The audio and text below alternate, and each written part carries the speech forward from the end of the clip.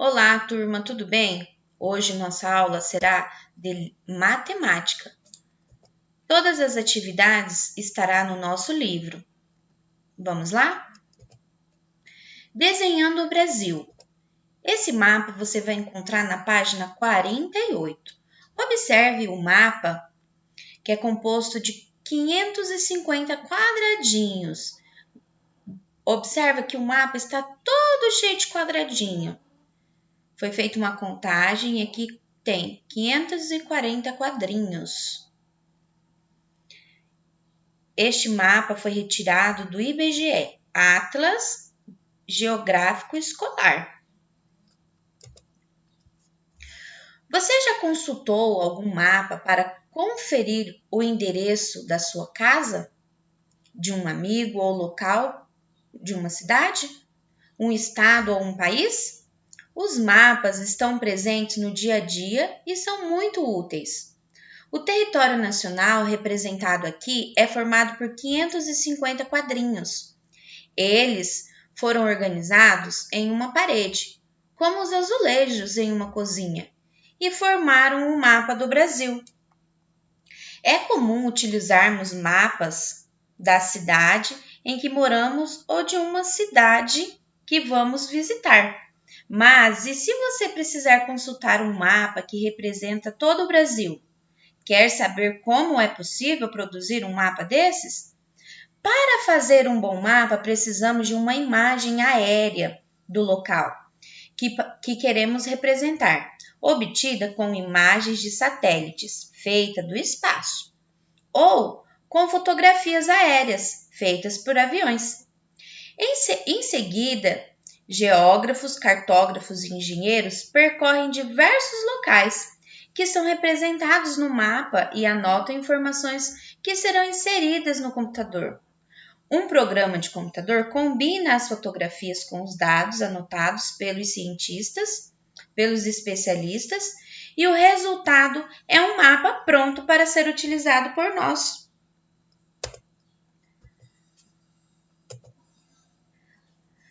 Eu trouxe um vídeo para vocês que fala um pouquinho da criação dos mapas. Porém, é um vídeo extenso, grande, então a professora quer que vocês prestem bastante atenção. Como são feitos os mapas? Há muitos e muitos anos, as pessoas desenvolvem técnicas para representar os lugares e as paisagens. Esse conjunto de técnicas é chamado de cartografia. Com a ajuda dela, a gente pode representar a realidade, principalmente através dos mapas. Mas você já se perguntou como é feito um mapa?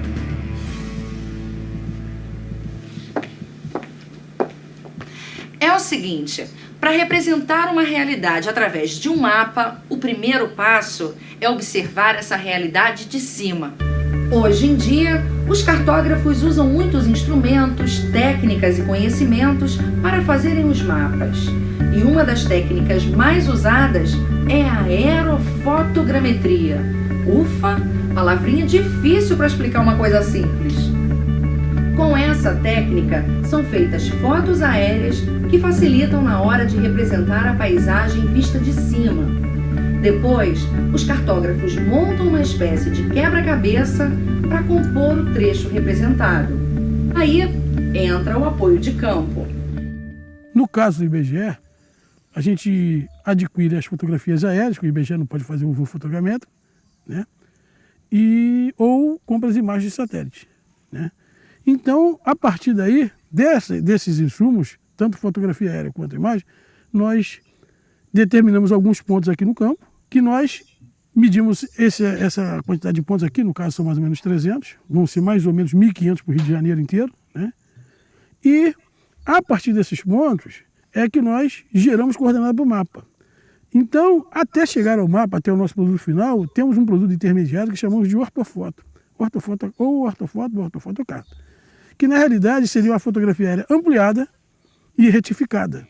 Ela está ali, ela está toda georreferenciada. A metodologia que nós estamos utilizando aqui é o rastreamento do GPS e no modo relativo, né? E a metodologia que a gente está utilizando é o processo de triangulação, onde a gente estaciona 3 equipamentos em pontos já de coordenada conhecida, em pontos SATs, ou então em RN do IBGE, ou então em pontos SAT do IBGE, os versos do IBGE, e a partir desse triângulo onde nós temos as coordenadas conhecidas, medimos ao redor dele outros pontos, e na parte interna também do mesmo triângulo, e fazendo esse transporte de coordenada por triangulação. O trabalho já foi planejado para onde nós temos que ir, certo? Aí plotamos aqui na carta o ponto que nós estamos indo agora, é o ponto GPS 811. Nós estamos aqui, ó, nós temos que pegar, certo? Então agora nós vamos olhar o que na fotografia? Detalhes, para nós podermos nos localizar agora aqui dentro da foto. Nós temos que botar num bico de cerco, então num troncamento de estrada, mas só que ali, aquele entroncamento, aquele bico está muito diferente da realidade que consta aqui. Isso também que nós temos que nos atentar, porque essa fotografia aqui e esse recorte digital são de 2 anos atrás. Então eu achei que aqui ela está muito bicudinha e ali ela tá a curva está muito redonda, entendeu? Aí como nós achamos esse telhadinho de curral aqui, ó, que é uma coisa que é fixa, e dá para você identificar bem no recorte, bem aqui no recorte e bem na foto, então nós vamos botar naquele cantinho aqui, ó. Essa fase que nós vamos explicar aqui agora, ela chama-se aerotriangulação. O que é aerotriangulação? Nós já vimos que assim que nós adquirimos o voo, nós temos que fazer um planejamento, nós temos que fazer uma medição de pontos no terreno. Esses pontos eles têm que ser identificados na foto e determinados no terreno na sua real posição. Essas coordenadas são depois obtidas e trazidas aqui para gabinete. E aí nós fazemos a introdução dessas informações nessa etapa. Aqui você tem as fotografias e você tem a inferência, né, que a gente faz de todos os pontos que foram determinados em campo. Qual é a grande finalidade da aerotriangulação? Para que ela existe? Né? Ela existe para quê? Para simplificar um pouco, né, digamos assim, o que seria um processo de campo muito grande. Né? Você, para fazer mapeamento com fotografia aérea, você precisa, como nós já vimos também, ter a área de superposição. Só que nessa área de superposição, para você poder extrair informação geométrica, você precisa ter 6 pontos. Nós chamamos esses pontos de pontos de Gruber. Tá? Isso é uma condição que se impõe no processo. Tá? Então, logicamente, se eu tivesse que fazer 6 pontos desses no campo, em 1000 fotos, eu estaria fazendo uma quantidade muito grande. Tá? Então, o que nós fazemos? Nós medimos algumas fotos, vamos dizer, intercaladas a cada 5 fotos, 6 fotos, nós medimos um ponto de campo.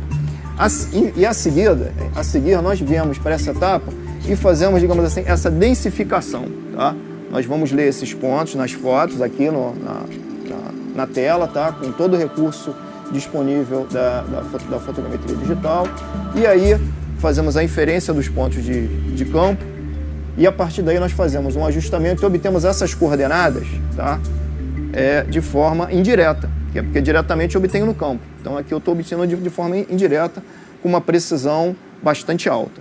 Essas fotos são do avião, como elas vieram do avião. Essas fotos têm distorções, elas não têm uma condição de precisão entre a relação dela com o terreno. Então, aqui nessa imagem, que corresponde a 12 imagens dessa aqui, em torno de 12 imagens dessa aqui, ela representa uma imagem já corrigida. Então, na verdade, eu posso fazer aqui nesse documento uma relação entre distâncias reais daqui, no terreno e aqui. A partir da ortofoto corrigida, o mapa começa a ser traçado, substituindo as florestas, casas e outros elementos por símbolos, as chamadas convenções cartográficas. Após a aerotriangulação lá no outro setor, o material aqui chega e podemos então, os dados oriundos daquele setor, podemos usar a fotografia aérea para produzir um mapa como esse. A ideia final é produzir esse mapa. Então, aqui temos 2 modos de produzir um mapa. Um modo de produzir um mapa é utilizando instrumentos aqui, os computadores, e uma visão de 3 dimensões, usando a visão estereoscópica. Outra maneira de produzir um mapa é utilizando uma tela única de computador, sem nenhum aparato de óculos. Então aqui está do lado de um restituidor, fazendo a produção de dados cartográfico em estéreo, e ao lado uma restituidora fazendo a produção de dados em maneira monoscópica. Então, aqui, no caso, estamos levantando todos os elementos de videografia. Nesse monitor aqui, o que tem aqui nessa tela são duas imagens consecutivas do avião, a primeira imagem, a segunda imagem, que em conjunto elas formam uma visão estereoscópica. Então, o restituidor aqui nesse momento está percebendo essa área todinha aqui como um relevo de profundidade, ele consegue navegar pelo terreno como se lá tivesse. Aqui do lado nós temos um programa que é um CAD, que é um programa para poder registrar esse traçado dele aqui na tela, né? Então aqui na verdade já é a carta final. O que vocês veem aqui na verdade em uma linha contornando aqui uma região, vocês não têm precisão ao ver com os olhos nus. Mas ele aqui, com esse sistema de indução, ele consegue perceber exatamente onde que é o limite da água. Através da estereoscopia, os cartógrafos conseguem também definir a altitude de cada objeto e as curvas de nível. Por fim, temos a reambulação, uma nova volta ao campo para verificar se algo mudou entre a foto e a construção do mapa. E também realizar entrevistas para saber com certeza o nome dos lugares, ruas, rios, fazendas, o tipo de vegetação e outros detalhes. Seria no item 104, 44. Por favor, qual o nome? O quê? O sítio? Sítio São Miguel da Ilha. Proprietária a senhora? Não. Minha mãe.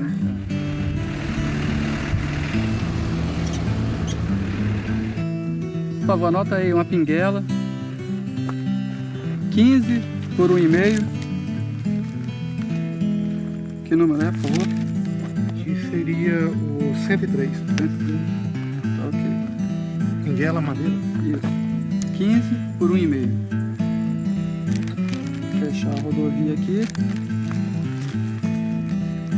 Certos nomes assim na carta, nomes de localidade, por exemplo, vou citar um assim, Toca da Onça, porque naquela região ali tinha uma onça que tinha uma toca lá, então os moradores, né, da localidade, Toca da Onça, então, quer dizer, ficou uma coisa, virou um nome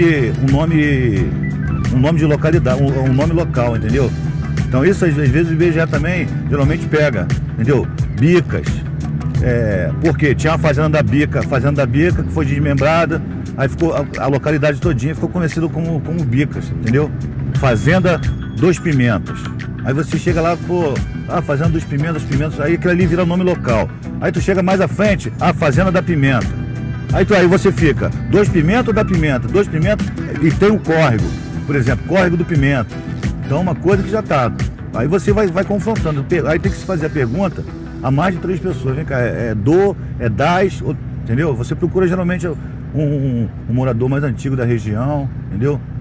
Que você tenha como comparar, né? Por isso que às vezes nós pedido a mais de 3 informantes para você fazer essa comparação, né? 2 dá, porque isso é importante para uma folha topográfica. Essa é uma usina de açúcar e álcool que já está desativada há algum tempo. Mas apesar disso, a gente continua fazendo levantamento dos elementos que compõem essa usina para que sejam lançados na carta. Tipo, por exemplo, as chaminés, né, que é importante de colocar a altura com relação à aviação, né? E essa usina era o local que gerava emprego na região e que gerou a criação da cidade, né? Após todo o trabalho de campo, né, da nossa reambulação, aqui a gente está apresentando o resultado dessa reambulação, né? Nós temos aqui a imagem, né, da área de trabalho, e aqui tem os elementos que foram identificados no campo, né? Nós temos aqui acoplado um banco, né, com todos os elementos que foram levantados, né? E esses pontos são georreferenciados, né? Ou seja, cada elemento desse tem a identificação do ponto e a sua coordenada, né? E de posse desse material segue para o setor de restituição, onde esses pontos são classificados, são colocados seus símbolos, né? Que na realidade o que representa. No caso aqui, nós temos aqui no item 318 uma escola estadual. Então, lá no setor de restituição será colocado aqui o símbolo de uma escola. Estou aqui com um arquivo que a gente chama de HD, que a gente recebe da restituição para a gente fazer a editoração. Nessa editoração, nós vamos colocando, aplicando as convenções cartográficas. Agora eu vou inserir uma convenção cartográfica, que é uma célula de aeroporto. Depois de ter colocado todas as convenções e os nomes, é feita uma montagem, então ele fica desta maneira que vocês estão vendo agora. Desse jeito, os mapas estão cada vez mais precisos e os homens podem ter um conhecimento cada vez maior sobre sua realidade.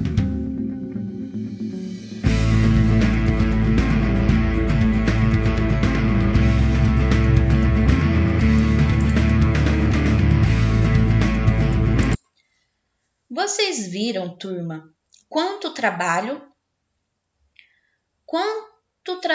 que esse pessoal tem, né? Para poder fazer um mapa igual a esse. Você pode verificar esse mapa na página 48 do nosso livro de matemática, ok? Vamos então agora para nossas atividades. Nossas atividades começam na página 49. Vamos lá?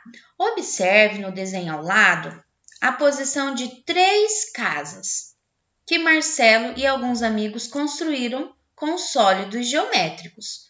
Vocês também podem pegar o sólido geométrico que vocês montaram do nosso material de apoio e construir também, tá bom? Ó, são 3 casas, cada uma em uma posição. Um cubo, um paralelepípedo com uma pirâmide no teto, um cilindro, né, com... Esse é um cubo? Não, né?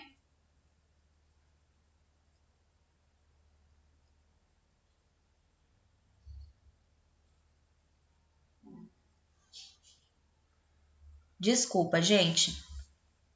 Um cubo, um paralelepípedo, um cilindro, né? Representando essas 3 casas. A letra A pede para você contornar a imagem abaixo, que representa a vista de cima dessas casas da forma mais próxima da realidade. Olha só, se eu pegar e visualizar por cima, certo? Essas 3 imagens, quais formas elas vão ter? Ela vai ter um quadrado, um retângulo e um círculo? Não, né? Porque se eu observar, está em ordem. Quadrado, círculo e um retângulo. Lembrando que é a parte aérea, a parte de cima, tá ok? Para formar o sólido geométrico, nós precisamos das formas planas, tá? Então, aqui é aérea, a parte de cima, tá bom? Então, vamos observar. Eu tenho um quadrado. Se eu observar a base, é um círculo. E aqui, observando a base, é um retângulo. Então, qual é a opção correta? A do meio, certo? Agora, ó, letra B. Complete com o nome dos sólidos geométricos, tá? A casa amarela tem a forma que lembra ela lembra um cubo, um cilindro, um paralelepípedo. Qual é a forma dessa casa amarela? Você vai escrever nesta linha no seu livro. A casa verde tem a forma que lembra Ela lembra qual forma geométrica, qual sólido geométrico essa casa verde representa? A casa verde tem que forma um e o teto dela lembra um. Lembra qual forma geométrica, qual sólido geométrico lembra o teto dessa casa verde? A casa lilás tem a forma que lembra a casa lilás, ó. Qual é a forma, né, o sólido geométrico que ela lembra? Um cubo, um cilindro, um paralelepípedo. E o teto dela? O teto dela lembra o quê? Lembra um prisma, uma base triangular, uma pirâmide base quadrada, ou é uma pirâmide base redonda? Observem aí e respondam no livro de vocês. Atividade agora, número 2. Veja a planta ou o mapa de parte do bairro onde Manuel mora. Esse é um mapa lá da rua onde Manuel mora. Nós temos 1, 2, 3, 4, 5, 6, 7 ruas. Na horizontal e na vertical. Vamos então, letra A. A casa de Manuel fica na esquina da Rua das Garças. Rua das Garças com a Rua Arara. Então, você vai fazer um triângulo bem no meio dessas duas ruas, no cruzamento dessas duas ruas. Então, eu tenho aqui Rua das Garças e ela é esquina com a Rua das Araras. Então, a Rua das Araras está aqui, você vai subir até chegar na Rua das Garças e fazer um triângulo, representando, então, que aqui nesse cruzamento, uma dessas 4 casas é a casa de Manuel, ok? Façam um triângulo, igual está pedindo aqui na atividade. Letra B. A casa de Francisca, amiga de Manuel, fica na Rua das Cabras. Rua das Cabras está aqui embaixo. Entre as ruas Abelhas e a Rua das Onças. Então, ela fica entre a Rua das Abelhas e a Rua das Onças. Então, a casa de Francisca está bem aqui, certo? Então, você irá pintar de marrom o trecho do mapa onde pode estar a casa de Francisca. Então, vamos colocar que ela está bem aqui. Por quê? Porque ela fica entre a Rua das Abelhas e a Rua das Onças. Qual das duas casinhas? Pode ser qualquer uma, porque na atividade não está nos explicando, ok? Agora, letra C. A casa de Paula fica na Rua das Onças. Vamos observar, então, Rua das Onças, aqui. Entre a Rua dos Elefantes e a Rua das Garças. Então, vamos subir, ó. Rua das Onças, vou subir até na Rua das Garças. Isso. E dos Elefantes, ó. Elefantes e garças. Então, a casa de Paula fica em qual quarteirão? Próximo das ruas Abelhas do que da Rua Arara. Então, ela está mais para a esquerda do que para a direita. Então, ela está em qual quadra? Nesta aqui, ó. Ela está mais para a Rua das Abelhas do que das Araras, certo? Então, você vai fazer um círculo, tá? Na quadra que representa o lugar mais próximo aonde Paula mora. Vocês observaram que para poder se localizar, nós precisamos ter o conhecimento da rua, o conhecimento de vários pontos que tem na casa do colega.